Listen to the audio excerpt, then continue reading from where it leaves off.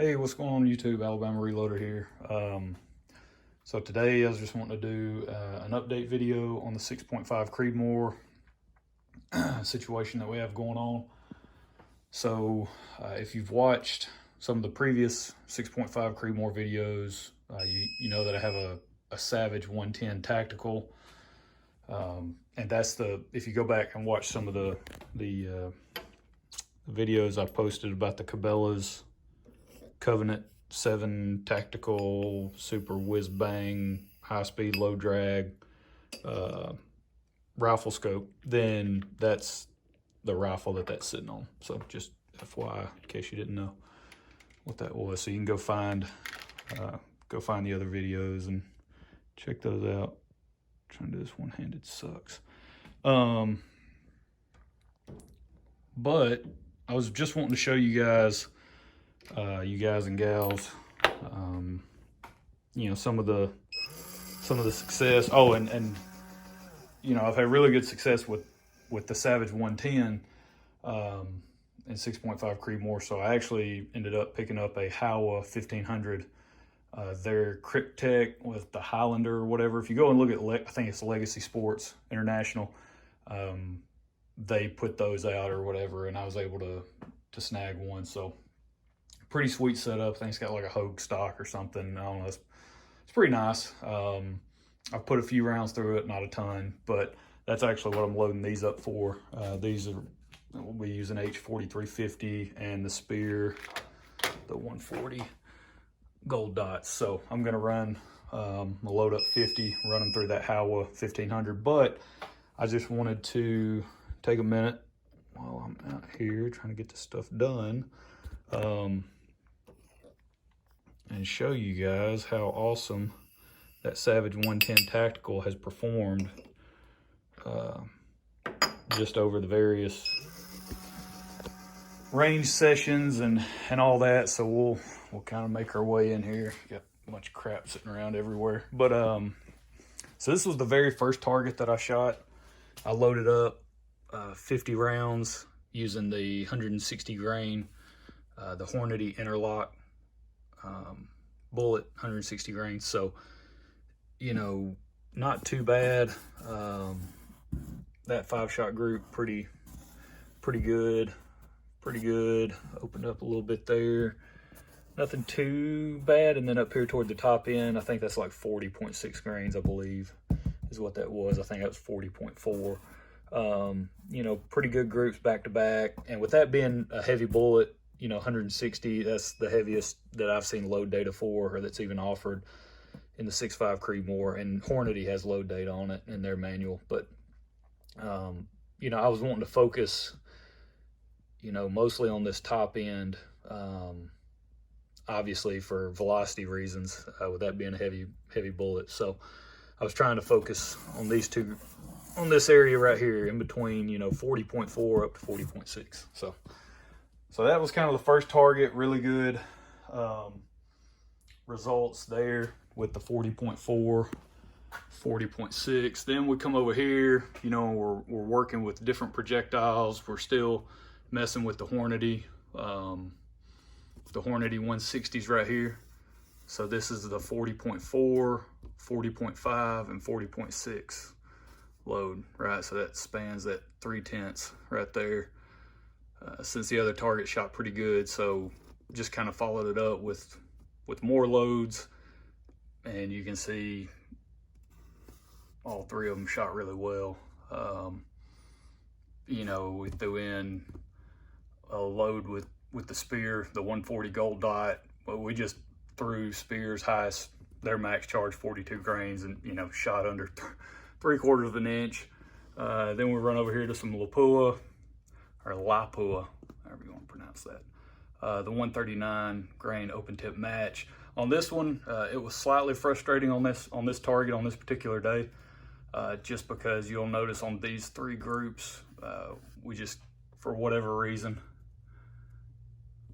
just could not get that fifth shot to go home with the rest of them. So, but a couple of really impressive, you know, 4-shot groups there, with the fifth being just out, which, you know, opened them up slightly. Nothing too crazy though. And then the 143 ELDX, so we threw that bullet in there. You know, all just and random charge weights, right? I mean, nothing. This is no real load development had gone into any of these groups at this point. The only ones we had even shot up into this point were the 160s, and so they shot halfway decent on the top end, so we just wanted to explore that. So that was kind of a follow-up deal there. And then get the shovel out of the way here.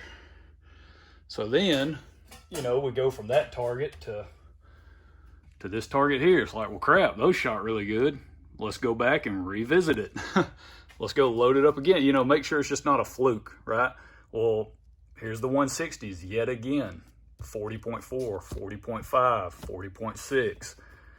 I mean, yeah, pick out a bad load. Good luck. Went back, started to look at the 139 open tip match again.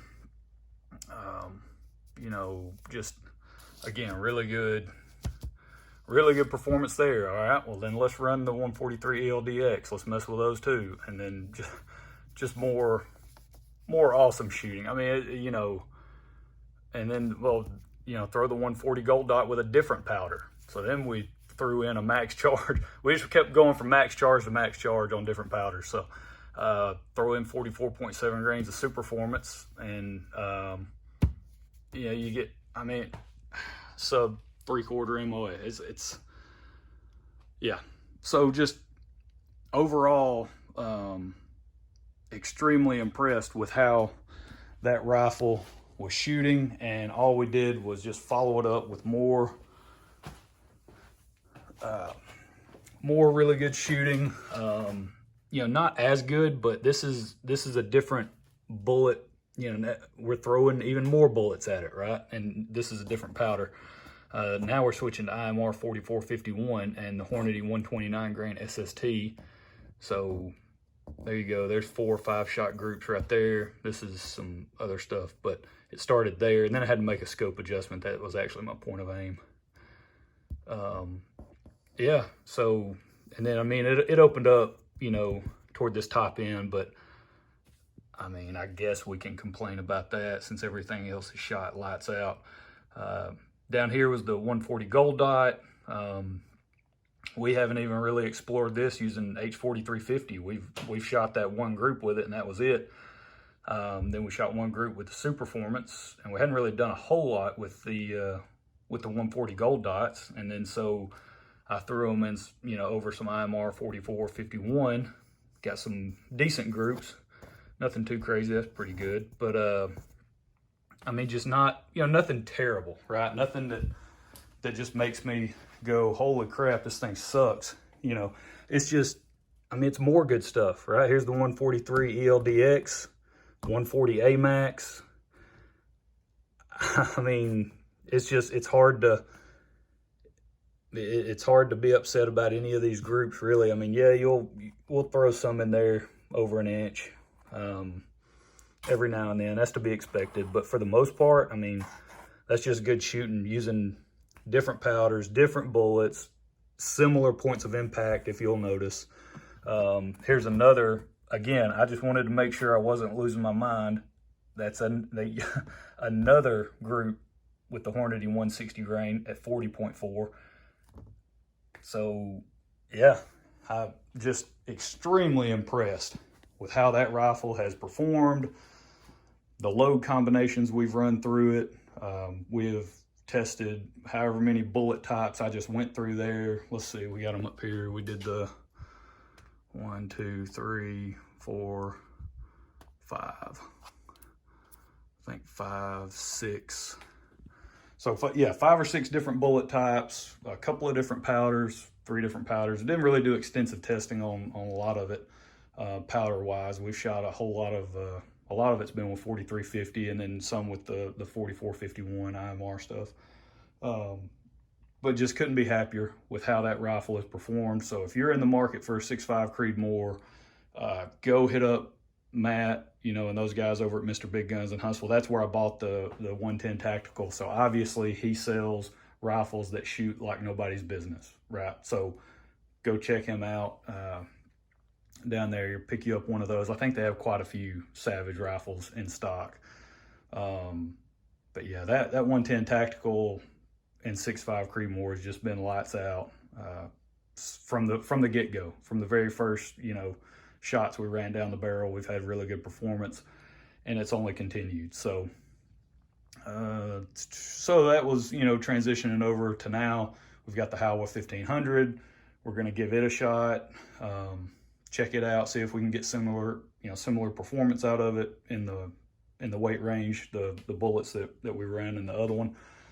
See what type of performance we can get out of it. So that's why we're loading up these 140s today, plus deer season's rolling in hot and heavy, and want to get something loaded up in the Creedmoor that we can take into the deer woods. So running the Hornady bullet seating die with the micro just seating stem. That's really been an awesome addition to that die. Yeah, that's about it. I'm running 2,000, if you're even worried or wondering, but these are running 2/1000 of neck tension, and that is only using the full length sizing die.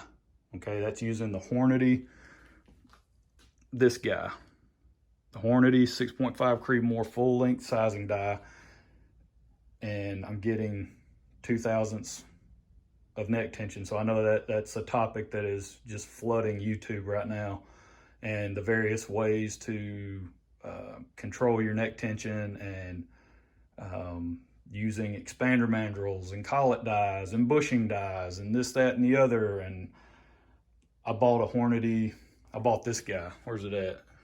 The Hornady two die set, custom grade die set, and I'm running 2/1000 neck tension. Just running it up in the full length sizing die and then back over the expander ball. So I guess that gets on some people's nerves nowadays. They're pretty tore up about using the expander ball. But in my experience, I've had really good luck, with that combination. And I do have a collet die. I do have the Lee collet die for 6.5 Creedmoor. So just to do a little compare and contrast, that was the main purpose of purchasing it, was just do a little compare with it. But for the most part, I've had extremely good results with the full length sizing die for the shooting that I do. I don't compete, so I think I've definitely gotten my money's worth. But that's where we're at with 6.5 Creedmoor. We're just gonna keep rocking and rolling. It's fun cartridge to reload for, fun to shoot. So yeah, that's it, and that is all. We will catch you guys next time. Oh, and a lot of that was shot in Starline brass, the Starline 6.5 Creedmoor brass with the small rifle primer pockets, and Lapua small rifle primer brass. So all of those groups that you just saw, those were shot in that brass. This is some federal gold medal stuff. We're gonna give it a shot, try it out, since I've done a video on it and it was extremely consistent, length and weight wise and all that. We're just gonna try it out, see how it performs. So, but that's it. That's all. You guys need anything reloading wise, firearms related, anything like that, make sure you hit up Matt over at Mr. Big Guns. I was in there the other day. He had, definitely you can tell he's feeling the powder crunch just like everybody else. Primers, same thing. But he still had a ton of powder, a whole lot of Vitovori powder to choose from. So just a lot of good stuff, plenty of IMR stuff, a little bit of Hodgdon, some Alliant reloader powder, a lot of Western powders, which have been recently acquired by Hodgdon. So just get in there, check out what he's got. Yeah, and we'll catch y'all next time. Y'all have a good one.